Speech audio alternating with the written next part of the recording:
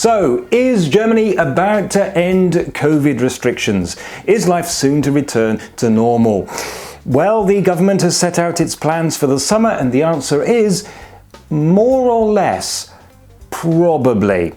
Let's have a look at the proposals and explain why I still can't give you a simple answer. One of the problems complicating Germany's response to the pandemic in general is that public health is actually the responsibility of the individual states. While the federal government can regulate what is and isn't possible, it can't actually force the states to do very much. This makes it hard to have a nationally coordinated response. I live in Bavaria, which mandates FFP2 masks wherever masks are required, while just a few miles away in Hesse, surgical masks are fine. I have actually been on a train crossing the border, seen people on the Hessian side getting on wearing surgical masks, and then just a couple of stops down the line being informed by the ticket inspector that they were now suddenly technically in breach of COVID regulations. This kind of mess isn't going to end, unfortunately, and in any case the situation is still very uncertain. The whole point of these proposals is to allow life to return to as near normal as possible, while still giving states the ability to react if, for example, a new deadly strain suddenly appears. Basically, it is intended that most restrictions will end on the 19th of March.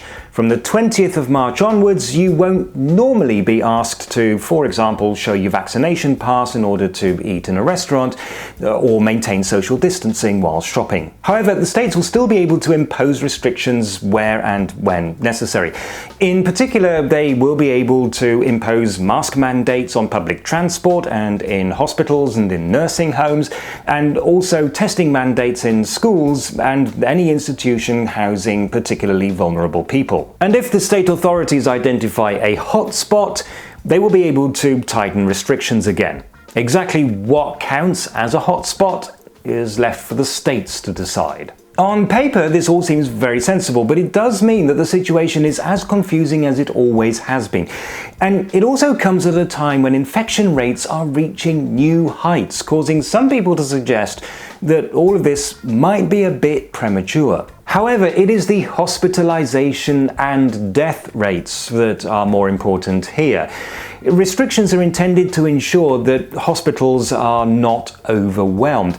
If the virus is mutating into a less deadly form, then maybe we don't need so many restrictions. And this seems to be the case, even though infection rates have suddenly shot up and are now 10 times higher than they were this time last year. Hospitalization and death rates have risen only very slightly, if at all. We can be sure that the virus is currently much less dangerous than it once was. At the moment, it seems to be about as deadly as the flu epidemic of 2017 to 2018.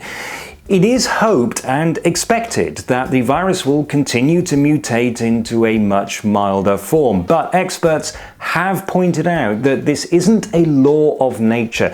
It is still possible for a new variant to be much worse. Unfortunately, getting exact figures is difficult because, again, different states report the figures in different ways. Some states make no distinction between those who die of COVID and those who die with it, and other states do report those two figures separately.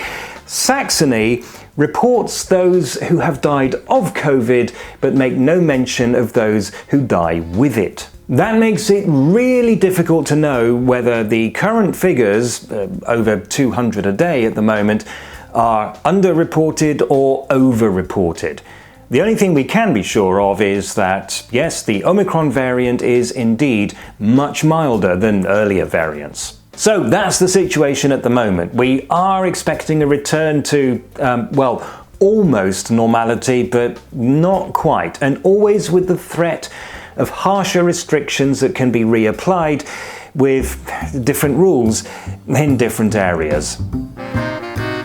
Oh, but do keep your eye on this channel because I do have some interesting stuff planned, regardless of what the pandemic might throw at me.